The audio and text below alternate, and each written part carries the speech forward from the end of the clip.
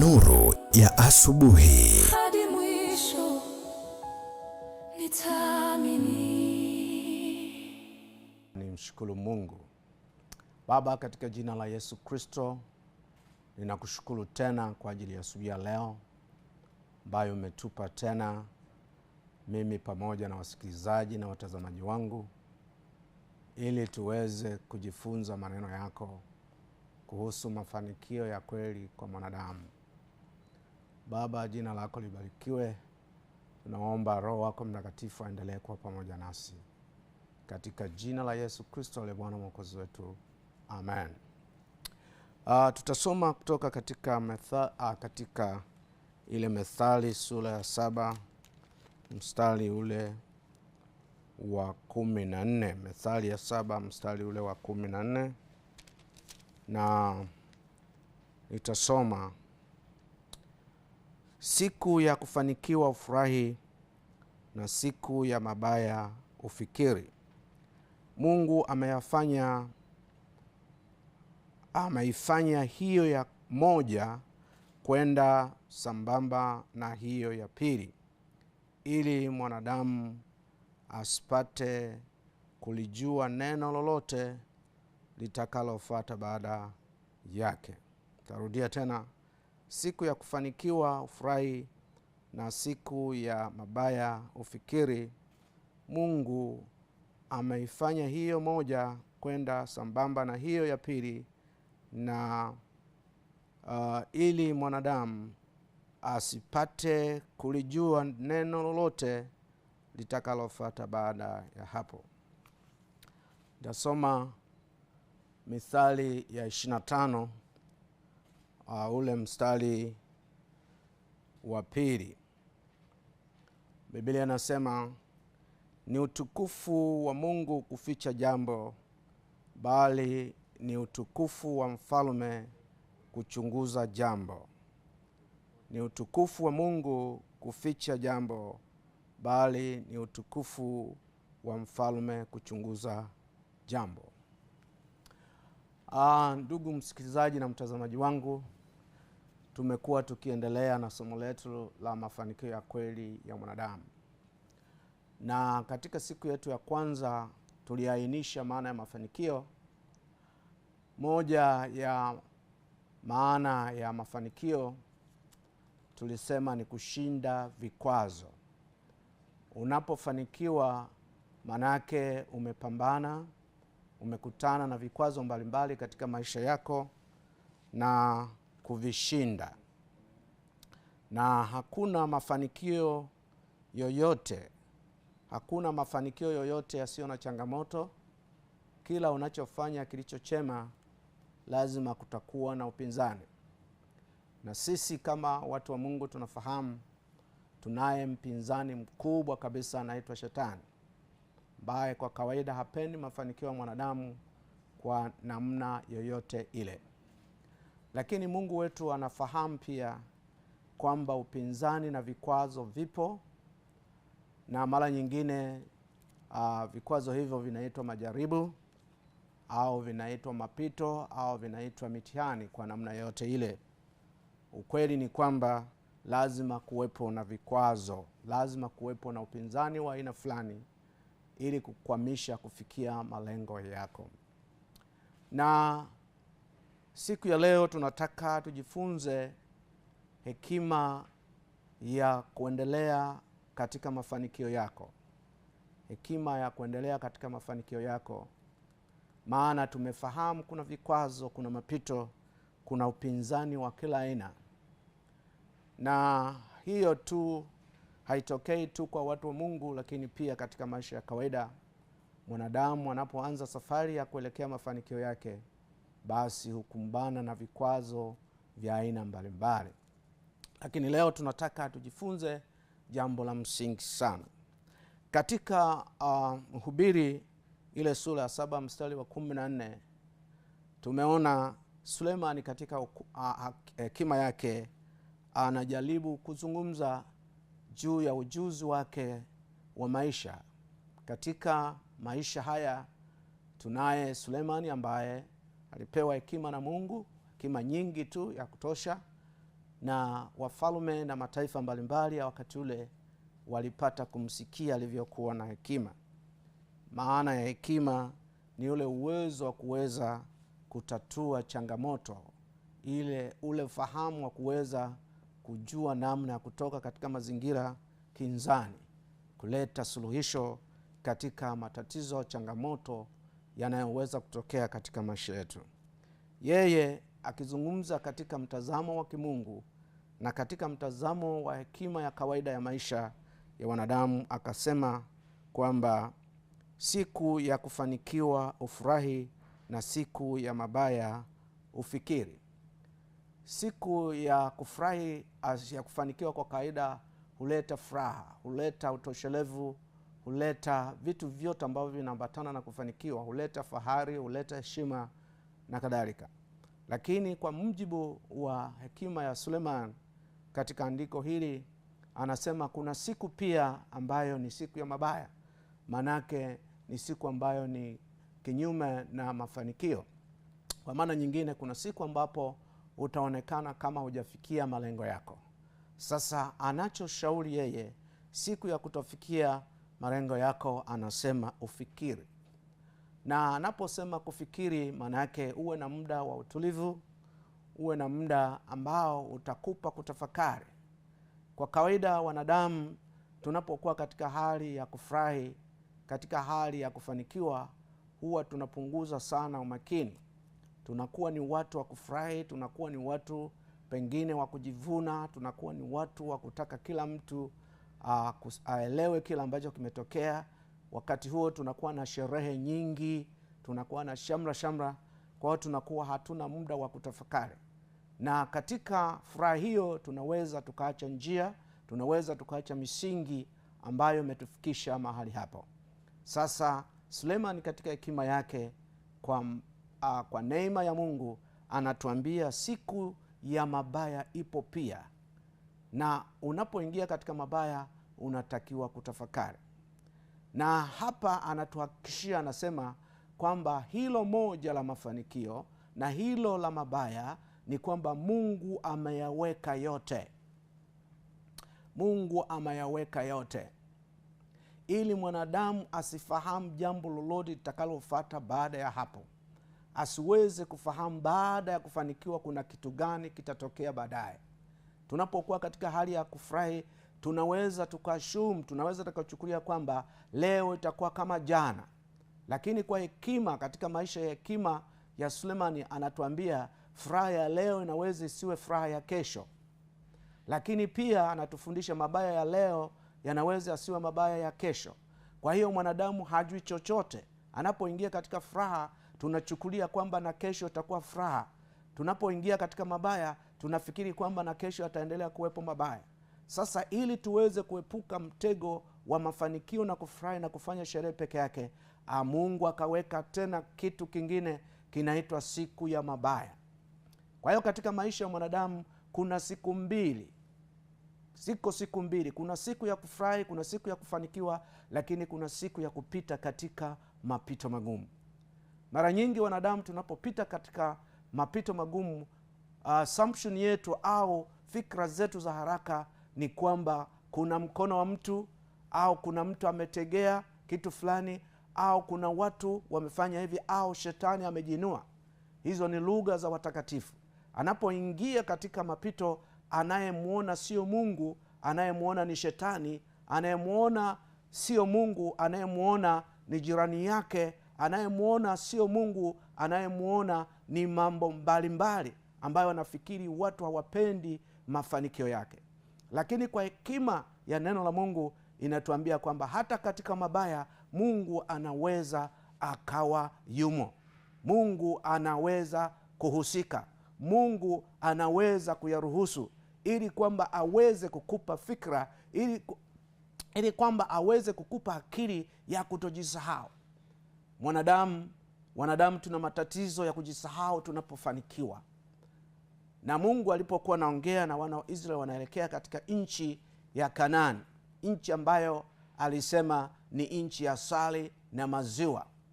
Nchi ya asali na maziwa, unaweza ukashangaa asali na maziwa tena maana yake ina symbolize, inamaanisha kwamba ni furaha tu, ni mafanikio tu, ni kula asali tu, ni maziwa tu. Yani maana yake ni symbolism au ni lugha ya picha inayoonyesha kwamba ni mambo yanakwenda ni kuelelea tu, ni tambarale, ni safi, ni kufanikiwa. Lakini walipoianza safari ile walishangaa kwamba waliweza kukutana na upinzani wa kila aina. Waliweza kukutana na bahari, waliweza kukutana na kiu, waliweza kukutana na njaa, waliweza kukutana na majoka huko jangwani. Kwa nini? Kwa sababu Mungu anasema alitaka kuijaribu mioyo yao, alitaka kuona mioyo yao, alitaka kuona kumbukumbu zao, kama wanaweza wakakumbuka mema aliyokuwa ameyatendea kule alikowatoa. Wanadamu kwa kawaida huwa tuna kawaida ya kukariri mafanikio, na tunapoingia katika changamoto fulani huwa tunapenda kutanguliza lawama. Mwandishi wa kitabu hiki anatushauri kwamba unapoingia katika changamoto uwe na muda wa kutafakari, uwe na muda wa kufikiri, ukae na muda, upate muda wa utulivu wa kuweza kufikiri ni nini kilichotokea. Na hata katika maisha ya kawaida watu wanasema kwamba unaposhindwa kufanikiwa basi ukae ufanye tathmini ili ujifunze masomo, kwa sababu inawezekana kwa sababu ya furaha, kwa sababu ya mafanikio huwa tunabweteka, huwa tunafika mahali tunafikiri hata kesho itakuwa hivi. Huwa inawezekana kabisa tukafikiri kwamba hii fedha niliyo itadumu, haya mafanikio yaliyopo yataendelea kuwepo. Lakini kweli Mungu huwa anatafuta moyo, huwa anatafuta maisha ya mwanadamu. Kama tulivyojifunza, Mungu anamtafuta mwanadamu awe na uhusiano na yeye siku zote. Kwa hiyo mwanadamu, moyo wako unapokengeuka, unamwacha Mungu na kuelekea katika mafanikio, Mungu huwa anaachilia majira fulani ambayo anasema ni siku ya pili. Hiyo ya pili inakwenda sambamba. Yaani ukiona kuna mafanikio, ukumbuke pia kwamba kuna kitu ambacho kinaweza kutokea wakati wowote. Unaweza ukalala leo tajiri ukaamka maskini. Ndivyo kanuni za maisha zinazotufundisha. Ndiyo experience tulionayo katika maisha haya. Kulikuwa na watu walikuwa na mali, walifirisika. Niliwahi kuona mtu mmoja sehemu za kule Mbeya, alikuwa ni mtu ambaye alikuwa tajiri sana, lakini akafika mahali sijui kilitokea nini akafirisika. Yule mtu alikuwa anatembea hana viatu, alikuwa anatembea na magunia, lakini historia watu wanasema alikuwa tajiri sana. Kwa hiyo hizi siku mbili ni za muhimu sana, lakini kinachotakiwa mwanadamu, unapokuwa umefanikiwa alafu ukakutana na vikwazo fulani, sio wakati wa kulaumu, sio wakati wa kushika watu ubaya, sio wakati wa kulalamika. Ni wakati wa kutafakari, ni wakati wa kutathmini, ni wakati wa kukaa na kufikiri. Wazungu wanasema critical reflection. Lazima uwe na fikra za ndani, uweze kuelewa kwa nini kimetokea hivi kilivyotokea. Na kama ukiwa ni mtu wa Mungu unayesikiliza vizuri, utamsikia Mungu anaongea kupitia mazingira hayo. Mungu anakupa nuru, Mungu anakupa maelekezo.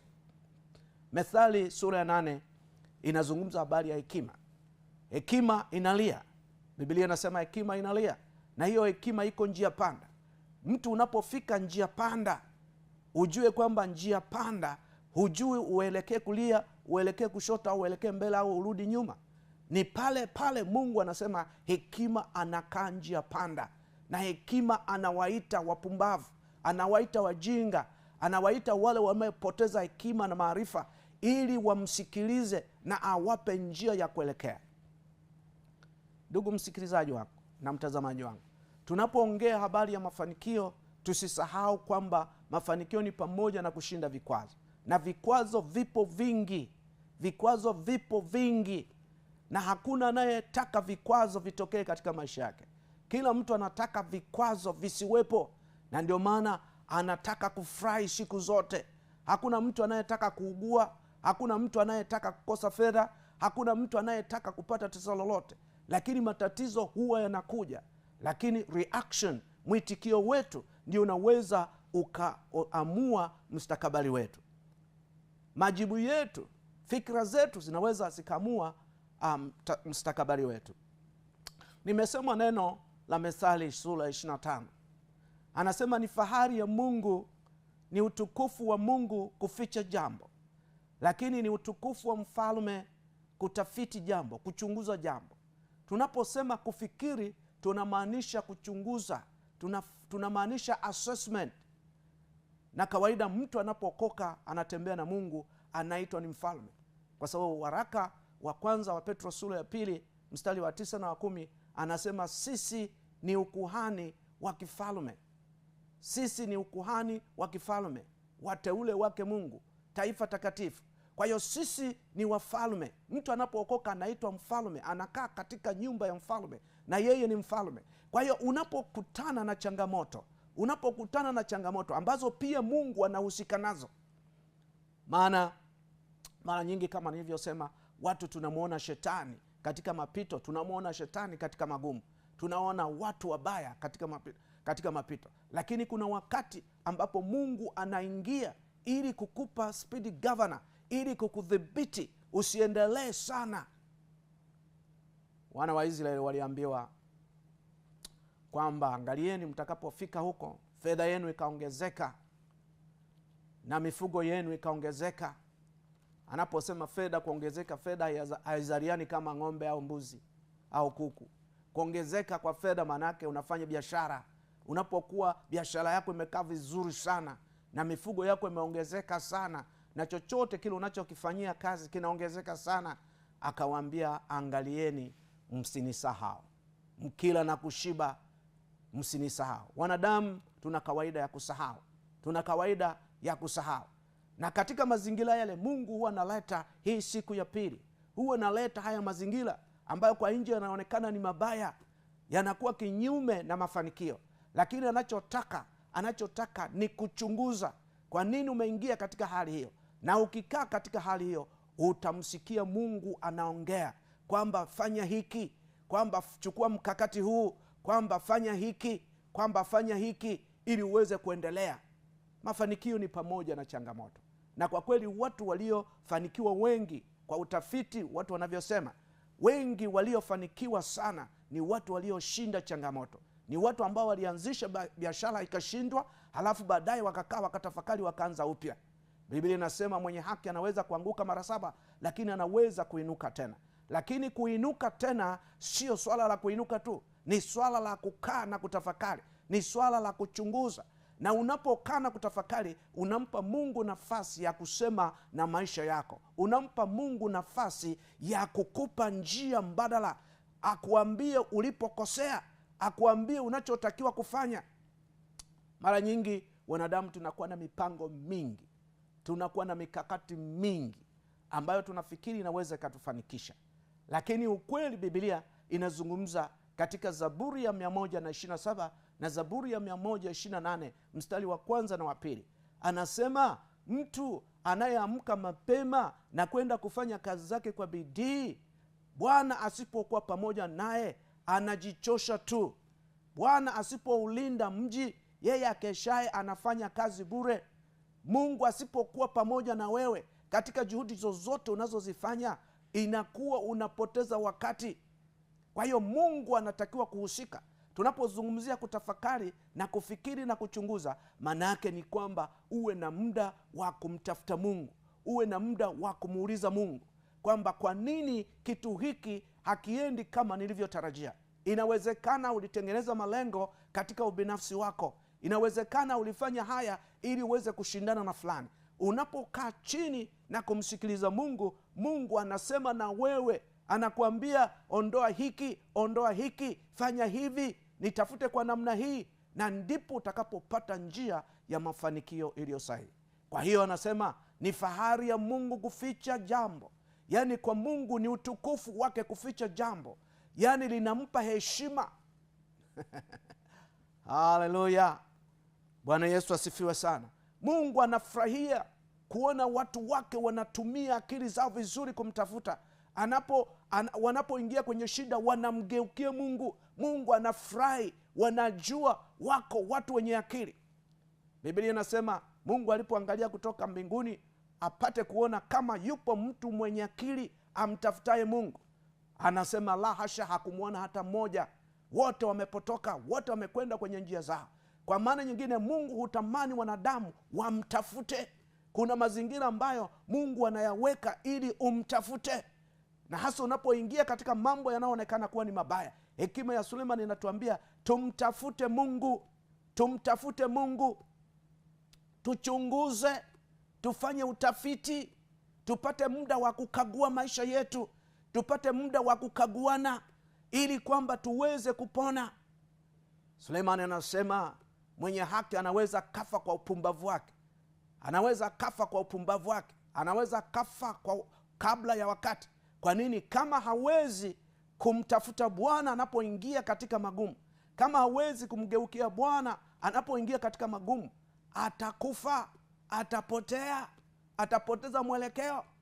Kwa sababu katika maisha haya tunaelewa kwamba vitu haviendi tu kama tunavyovitaka. Kuna changamoto nyingi, kuna mapito mengi, kuna mambo mengi yaliyojificha, na wakati mwingine Mungu anaondoa kitu fulani ili uweze kumjua, ili uweze kumtafuta. Na ndio maana Biblia inasema mtafuteni Mungu maadamu anapatikana. Kwa nini tumtafute? Ni heshima yake, ni fahari yake. Mungu anataka kujua kwamba hawa watu wananitaka mimi. Kuna watu hawamtaki Mungu, kuna watu wanaona wanatosha, kuna watu mpaka wamefundisha kwamba hakuna Mungu kwa sababu wanafikiria akili zao zinatosha.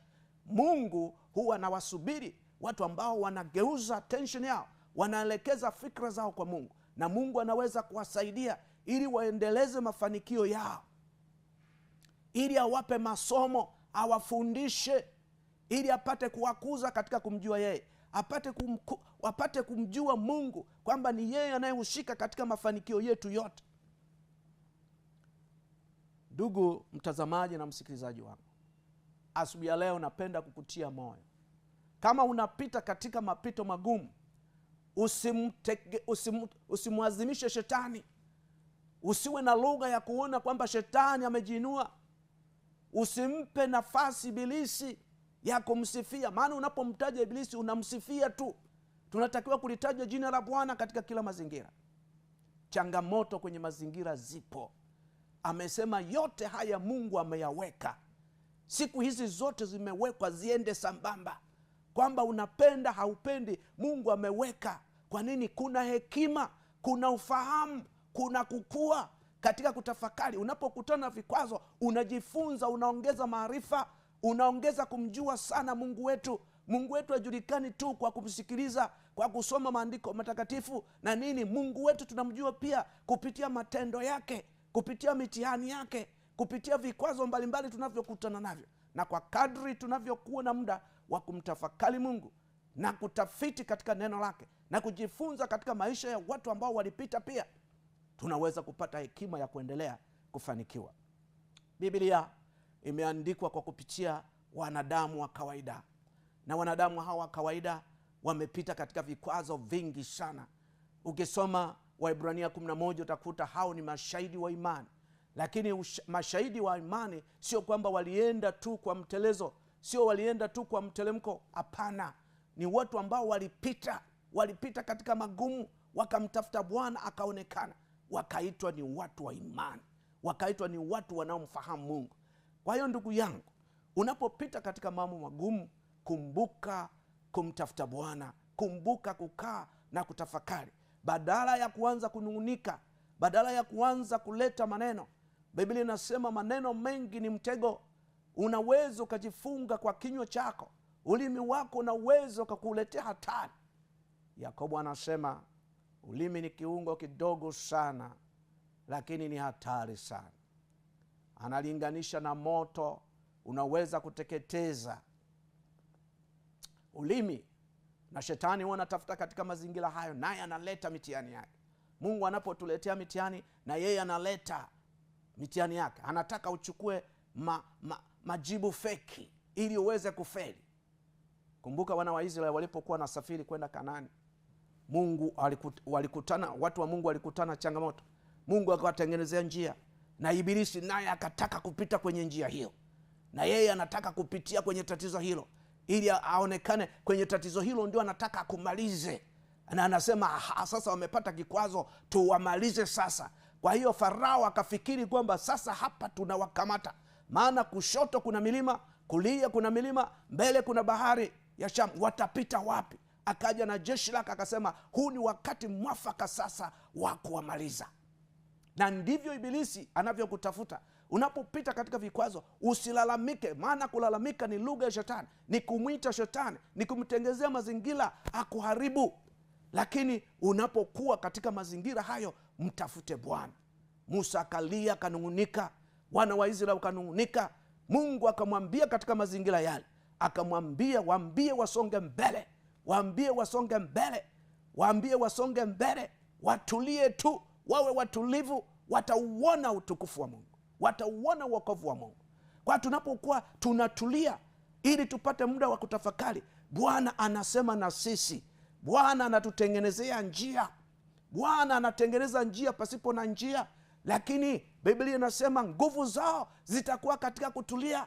Nguvu zao zitakuwa katika kutulia. Nguvu zetu zitakuwa katika kutulia. Sio wakati wote utakuwa wa sherehe, sio wakati wote utakuwa wa kurukaruka. Hapana, vipo vikwazo, zipo changamoto ambazo lengo lake ni kukupa misuri, lengo lake ni kukupa ufahamu wa kweli. Maana Mungu wetu hatutamfahamu tu kwa darasa, hatutamfahamu tu kwa Sunday school, hatutamfahamu tu kwa kujisomea Biblia, tutamfahamu pia kupitia njia ngumu. Kuna wakati fulani nilikuwa nikitafakari juu ya jambo fulani gumu lililonipata. Nikasema kwa nini namna hii? Lakini nikamsikia Roho Mtakatifu akasema Mungu anafundisha kwa njia mbili. Njia ya kwanza njia laini, na njia ya pili njia ngumu. Yani God teaches us through a soft way, but also there is another way, that hard way. Na Roho Mtakatifu akasema Mungu anapenda njia ngumu. Nikashangaa sana. Niliposhangaa akaanza kunieleza njia ngumu zinamuimarisha mtu. Mazoezi magumu yanaimarisha. Haleluya. Tunapata afya kwa kula chakula, lakini ipo afya ya mazoezi, ipo afya ya kufanya mazoezi. Na Mungu anapenda hiyo njia ngumu, anaipenda. Kwa nini? Kwa sababu anazalisha majiant, anazalisha watu wenye nguvu, anazalisha watu wenye afya. Kwa hiyo ndugu yangu, katika safari yako ya mafanikio usiwe na mashaka, usimwazie Mungu kwa upuuzi. Ayubu hakumwazia Mungu kwa upuuzi, na wewe unajua kabisa mkakati ule ni Mungu aliuruhusu. Baada ya mabishano, baada ya maelezo, baada ya maswali, na yule ibilisi shetani aliyekuwa anazunguka ili kuzima mafanikio ya Ayubu, unaelewa kabisa alichokuwa anakiamini. Anasema tunamwabudu Mungu kwa sababu tumefanikiwa. Theory ya shetani ni kwamba tunamfurahia Mungu kwa sababu tu tumefanikiwa, kwa sababu hapana. Mungu akasema hata pasipo hayo unayoyaona kama mafanikio kwake, yeye bado ananipenda. Na ndio maana nilizungumza kwanza, kuanza uhusiano wako na Mungu ni kitu cha msingi. Maana matokeo mengine yakija yanaweza kutoweka wakati wowote, yanaweza kutumiwa na ibilisi pia ili kuhakikisha kwamba unaisikiliza sauti ya ibilisi badala ya sauti ya Mungu. Ndugu yangu msikilizaji na mtazamaji wangu, napenda kukutia moyo leo. Kama unapita katika mambo magumu, baada ya kupita katika furaha, baada ya kufanikiwa, Mungu anasema kaa utafakari. Nguvu zako zitakuwa katika kunyamaza, zitakuwa katika kutafakari. Huo ndio utaratibu wa Mungu. Hivyo ndivyo walivyoishi watakatifu wa Mungu pale kale. Ndio maana zimewekwa kumbukumbu kwenye Biblia, ili kupitia maandiko matakatifu tuwe na tumaini, tuwe na faraja, tuwe na nguvu, kwa sababu yale tunayoyapitia sisi sio wa kwanza. Watu walipita na Mungu akawaweka wawe mashahidi. Watutie moyo, watushangilie tunapopita katika magumu hayo. Tusikate tamaa. Lakini kumbuka, adui yetu huwa anachukua kama fursa ya kutugandamiza. Usikubali kunung'unika, usikubali kukata tamaa. Naomi katika kitabu cha Ruthu alinung'unika, akasema nilikwenda nimejaa kule Moabu, sasa nimerudi tupu. Akataka na kubadilisha jina lake, badala ya kuitwa Naomi, mwanana mzuri wa kupendeza, mrembo, akasema niiteni uchungu. Akawashawishi watu wamwite uchungu. Wanawake wa Bethlehem walipomwona wampokee, akawaambia mnisiite Naomi tena, niite uchungu. Kwa sababu tayari alikuwa amekata tamaa, alimuona kama Mungu amemwacha. Lakini yote yale yaliruhusiwa ili kwamba aweze kufika katika nafasi ambayo aliipata. Aliporudi alipandishwa daraja, alifikiri amepoteza kila kitu, lakini alipokubali Mungu, alipokubali hata yule Rutu kuwa mshauri wake mzuri kabisa, kuwa dada mzuri kabisa, hakumkatisha tamaa. Badala ya machungu, Naomi akabaki Naomi. Namshukuru Mungu, hata wanawake wa Bethlehem, pamoja na kuambia jina lake jipya alilokuwa amelipata kutokana na mazingira yake, akawaambia niiteni uchungu, wakagoma kumwita uchungu, wala hawakumwita uchungu, wakanyamaza kimya. Na baadaye na maisha ya Naomi yakawa mazuri. Tunajua Naomi alikuwa sababu ya Ruthu kufanikiwa katika ile nchi ya Bethlehem baada ya kuwa ameolewa na Boaz. Tunajua pia Daudi alikuwa ni mtu wa mafanikio. Mara nyingi alishinda vita vingi, alilindwa na Mungu, akafanikiwa, akatembea, lakini alikuwa pamoja na Bwana. Alipokuwa amefika katika hali ya kupigwa na maadui zake na wake zake kuchukuliwa na mali zake na nyumba yake na nyumba zao kuchomwa, ukisoma Samueli wa kwanza sura ya 30, alikata tamaa, alianza kulia, lakini baadaye akashituka, akasema katika mazingira magumu haya nikiendelea kulia nitapata nini? Na wenzake walikuwa wanataka kumpiga mawe, lakini baadaye akatafakari, akasema jamani, nipeni naivera yangu, nipeni jamani, niende mbele za Bwana. Alipokwenda mbele za Bwana, Mungu alikuwa anamsubiri tu. Aliposema niwafuatilie nitawapata au nitakuaje, Mungu akasema ukiwafuatilia utapata, utarejesha vyote. Na baadaye hapo Daudi akapata nguvu, akaenda na alifanikiwa, kwa sababu katika mapito na changamoto zake bado alikumbuka kurudi kwa Bwana, na Bwana alimsikia. Mhubiri anasema, Sulemani anasema, heri kuwepo katika nyumba ya matanga kuliko nyumba ya furaha ya vifijo. Kwa nini? Katika furaha watu hatufikiri, katika mafanikio watu tunapoteza uelekeo, katika mafanikio ndipo tunapoacha njia ya Mungu. Akasema heri kuwepo kwenye msiba. Unajua, ukienda kwenye msiba utakuta watu, kila mtu, hata waliojeuri wametulia, hata wote na ndio maana sisi wa Pentekoste tukienda kwenye misiba tunahubiri neno la Mungu, kwa sababu ni wakati huo watu masikio yao yamefunguka, wanataka kusikiliza, akili zao ziko tayari kupokea. Katika mapito mabaya, kumbuka Mungu yupo. Asubuhi ya leo, msikilizaji wangu, napomaliza, naomba ujitie nguvu katika Bwana. Mambo unayoyapitia sio mageni, wenzako walishapita. Mafanikio uliofanikishwa ulifanikishwa na Mungu. Usianze kulaumu kwa vitu ambavyo havijafanikiwa. Hebu jaribu kutafakari mambo mangapi amekufanyia Bwana, na ukikaa katika utulivu huo, Bwana atakupa nguvu, Bwana atakupa ujasiri wa kuendelea tena. Msikilizaji wangu, napenda nikuombee tena ninapomaliza kipindi hiki, kwamba hekima inayohitajika wakati wa mapito ili uendelee na mafanikio yako ni kumtafakari Mungu, ni kumtafuta Mungu, ni kuchunguza. Mfalme kazi yake ni kuchunguza, na Mungu heshima yake anaficha jambo. Kuna wakati Mungu anajificha, kuna wakati Mungu anawajaribu watoto wake, anawapa mitihani aone kama yupo mwenye akili amtafutaye Mungu. Mungu huwa anatukagua, Mungu huwa anatuletea mazingira tumtafute. Na wewe yale unayoyapitia usifikiri Mungu amekuacha. Hapana, Mungu yuko pamoja nawe, lakini anataka ukae, utulie, ufikiri, akupe mikakati mipya ya kufanikiwa, akupe nguvu mpya ya kuendelea, akupe furaha mpya ya kushangilia, maana Mungu wetu yuko pamoja. Habakuki, ukisoma ile sura ya 3, alipoambiwa na Mungu kwamba ataipiga nchi yake, alinung'unika sana, akalalamika sana, lakini Mungu alipomwonyesha mpango aliokuwa nao akafurahi sana. Akasema kumbe hata nisipokuwa na mifugo, hata nisipokuwa na dhabibu mazao yoyote mashambani, nitamfurahia Bwana wokovu wangu. Lakini ni pale ambapo alipopata mwanga wa kujua kwamba Mungu yuko pamoja naye. Tunapojua Mungu yuko pamoja nasi, mazingira yote yanayeyuka, kila aina ya vitisho na sauti za kutisha zinayeyuka. Ni pale ambapo tunamleta Mungu katika tafakari zetu, na Mungu atubariki sote. Naomba nikuombea asubuhi ya leo, wewe unayepita katika magumu. Baba, katika jina la Yesu Kristo, mwana wa Mungu aliye hai, tunakushukuru kwa sababu wewe ni Mungu unayesema na mioyo yetu.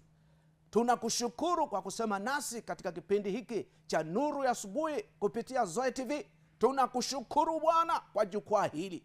Mungu, asante kwa ajili ya wasikilizaji na watazamaji wangu, maana wapo wanaopita katika mapito magumu, wapo wanaosema Mungu ameniacha, wapo wanasema Mungu amenihadaa. Lakini Mungu, huwezi kumhadaa mwanadamu, kwa sababu ulimuumba kwa sura yako na kwa mfano wako. Unampenda mwanadamu kiasi kwamba ulimtoa Yesu Kristo aweze kufa kwa ajili ya wanadamu wote. Hilo ni pendo la namna gani? Ni pendo kubwa. Mungu, tupe fahamu, tupe akili tunapopita katika magumu. Hata mtazamaji wangu na msikilizaji wangu, mambo anayoyapitia sasa yasimkatishe tamaa. Asife kama mpumbavu, asife kama mwenye haki, asife kabla ya wakati, kwa sababu wewe una mpango wa kumwokoa mwanadamu. Baba, ninakushukuru kwa sababu utamtia nguvu baba yule, utamtia nguvu mama yule, utamtia nguvu dada yule na kijana yule. Bwana, wainuke tena kama watu walio nyati aliyejeruhiwa, waweze kutembea na kukimbia kwa spidi kubwa, wakiangalia na kutafakari ulivyowafikisha hata hapo.